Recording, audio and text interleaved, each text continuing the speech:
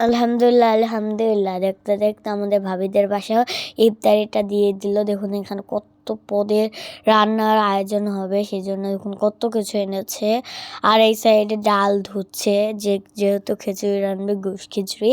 তো তারপরে এই যে পোলাও দিয়ে গোশ খিচুড়ি রান্না করবে। তো এটা আমার কাছে অনেক ভালো লাগে। তারপর আমি তা বটে পারি না, তারপর একটু দেখছিলাম নাড়তে। তারপর আঙ্কেল দেখুন কত সুন্দরভাবে নাড়তেছে, আমার কাছে তো অনেক ভালো লাগতেছে দেখতে।